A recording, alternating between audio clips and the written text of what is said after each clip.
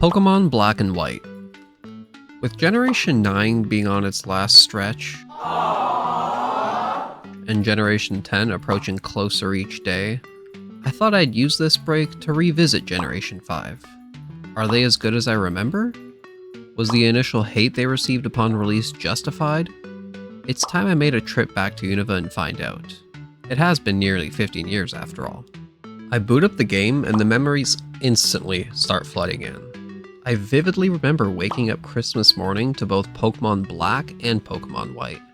Rushing to pop the cartridge into my DS, I spent the entire rest of Christmas break playing that game from beginning to end. Not a single peek at reviews, playthroughs, leaks, tutorials, or anything. Just me and Generation 5. Starting the game, you're instantly greeted by the beautiful 2D pixel art. The last of its era for the series, actually.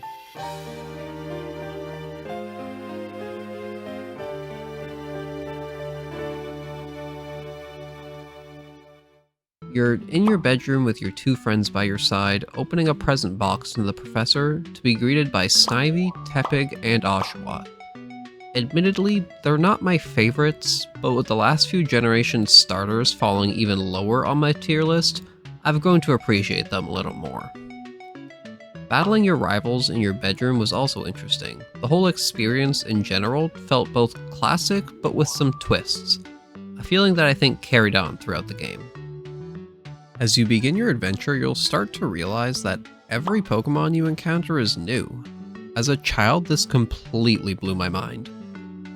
Although I definitely love using past generations Pokemon, to this day I tend to do my initial playthroughs using only new Pokemon anyways, so experiencing an entire new region filled with all new Pokemon to catch and discover just felt fresh, as if I was rediscovering Pokemon all over again, like in Generation 1.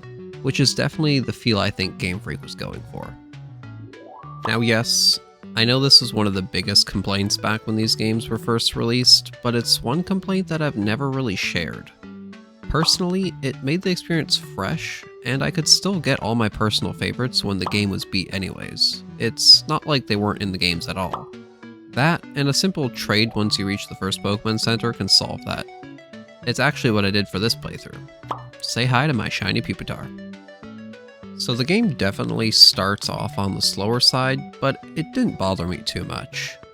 Pretty early on, you're introduced to the evil team for this generation, Team Plasma. They basically want to take everyone's Pokemon away. You're also introduced to N, a pretty key character in these games who can understand Pokemon and their emotions.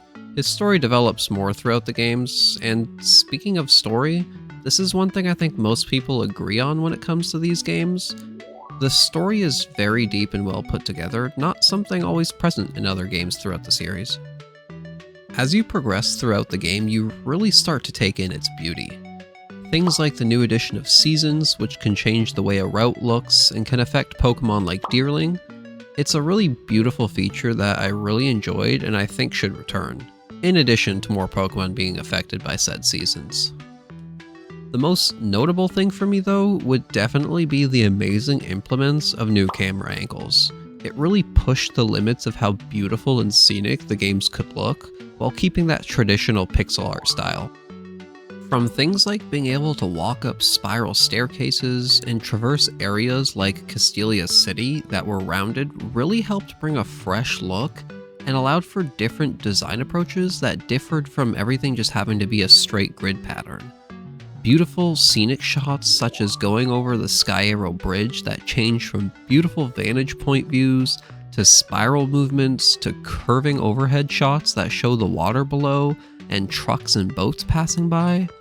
Things like walking down tight alleyways as massive buildings surround you from each side, to a beautiful Ferris wheel ride. The game is just littered with these beautiful shots that now even made me stop for a second and just look in awe at how beautiful these games truly look. Another big thing that stood out to me in these games were the gym leaders, and even more so, the gyms themselves. Each one had a unique theme and puzzle, things like type matchup games that led to there being 3 gym leaders, which one you fought depending on your starter, to the electric gym having a cool neon lights theme with roller coasters that took you across the gym, to others like the flying gym that was built inside an airplane hangar and had cannons that allowed you to fly across the gym. Each one was just super unique and stuck out to me a lot. As for the late game, I was pretty satisfied with the Elite Four. The twist at the end where the giant castle emerges and you end up having to battle N instead of the champion was also pretty cool. Though don't forget to re-challenge the Elite Four afterwards, as since you didn't actually get to fight the champion the first time, you're technically still not the champion. I'd say my biggest pet peeve with the ending is that I just wish there was a little more to do in that castle. It just seemed like a bit of wasted potential, where you could have had a lot of like cool extra goodies tucked away in there. There really wasn't much else to do in there. As for the post-game, I'd say it was overall pretty good. There was a good amount of stuff to still do, things like challenging your rivals, traveling across Unova again to help Looker hunt down the 7 stages. Also, gaining access to Pokemon outside of Unova now also helped with this adventure. There was also things like collecting the fossils in Twist Mountain, catching Volcarona in Darmanitan, as well as legendaries to catch, such as Kyurem, the Swords of Justice, and the Genies. On top of all that, there was a few new routes and areas to explore, such as Undella Town, Village Bridge, and Black City or White Forest, depending on which version you were playing. Speaking of Undella Town, to wrap everything up, I had a great time revisiting these games.